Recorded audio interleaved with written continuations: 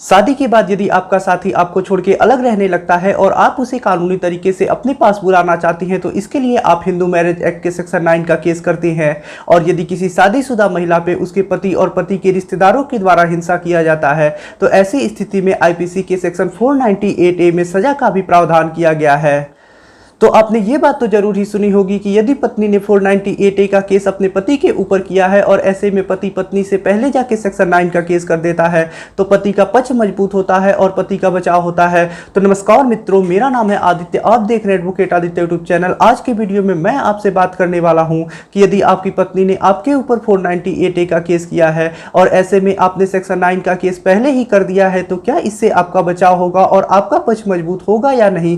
यदि आपका पक्ष मजबूत होगा तो क्या क्या पक्ष आपका मजबूत होगा और इससे आपको क्या मदद मिलेगी।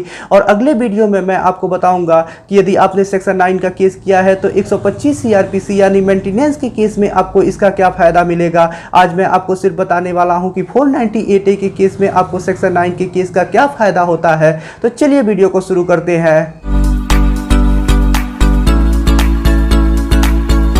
एक बात मैं आपको पहले बता देना चाहता हूं कि जब पति को ये एहसास हो जाए कि उसकी पत्नी उसके ऊपर 498A का केस करने वाली है तो इससे पहले ही जाके पति को सेक्शन 9 का केस कर देना चाहिए कोर्ट में।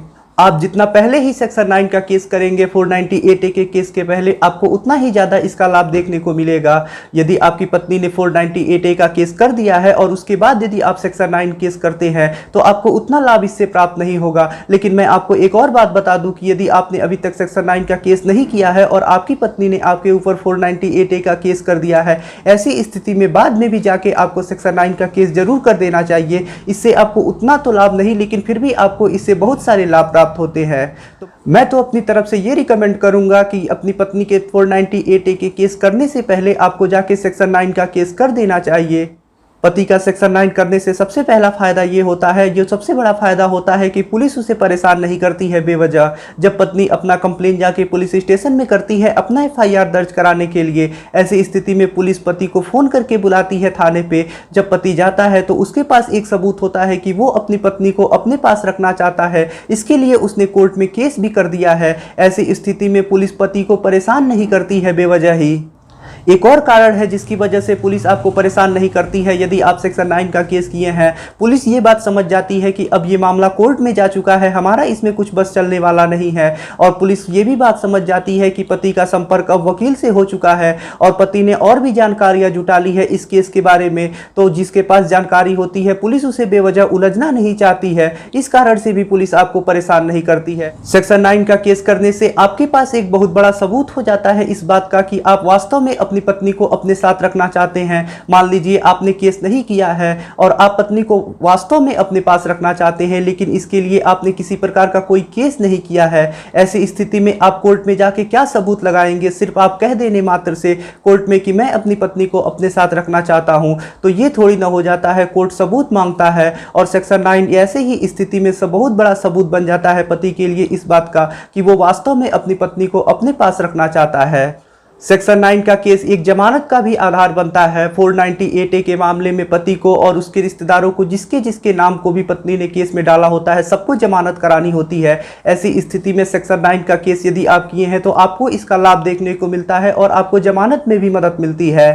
हाईकोर्ट से FIR को क्वेंस यानी समाप्त कराने में काफ़ी ज़्यादा मदद होती है सेक्शन 9 के द्वारा। यदि आपकी पत्नी ने आपके ऊपर झूठा FIR कर दिया है और आपके पास इस बात के सबूत है कि आपकी पत्नी ने आपके ऊपर झूठा 498A का केस कर दिया है और आप इसके खिलाफ हाईकोर्ट जाना चाहते हैं, यानी उस FIR के खिलाफ हाईकोर्ट जाना चाहते हैं और उस FIR को समाप्त कराना चाहते हैं, ऐसी स्थिति में सेक्शन 9 का भी आपको लाभ देखने को मिलता है। यदि आपने सेक्शन 9 का केस किया है तो ये भी आपके पास बहुत बड़ा सबूत होता है और ऐसी स्थिति में सेक्शन 9 का भी आपको बहुत बड़ा लाभ मिलता है FIR को क्वेंस कराने में हाई कोर्ट से।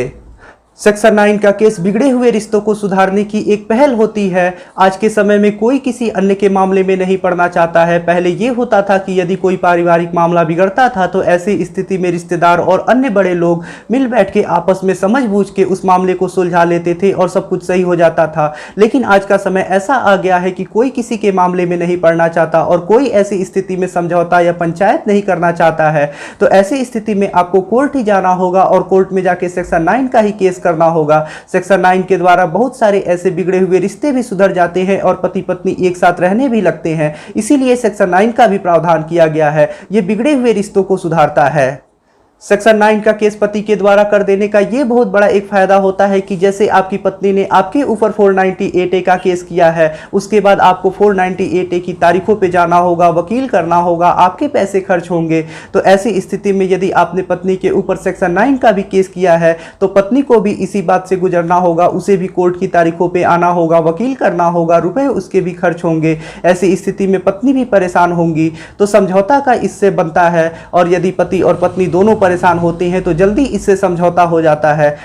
तो फ्रेंड्स, आज के वीडियो में मैंने आपको सेक्शन 9 के कुछ फायदे बताए जो 498A के केस में आपको मिलते हैं। यदि आपकी पत्नी ने 498A का केस किया है और आप उससे पहले सेक्शन 9 का केस करती हैं तो आपको क्या मुख्य फायदे होंगे, मैंने आपको वही आज के वीडियो में बताया है। यदि आपके मन में अब भी कोई सवाल है तो वो सवाल आप नीचे मुझसे कमेंट बॉक्स में पूछिए। यदि आप मुझसे फोन पे बात करना चाहते हैं तो इसके लिए डिस्क्रिप्शन चेक कीजिए, वहां पे बताया गया है कि आप किस प्रकार से मुझसे फोन पे बात कर सकते हैं।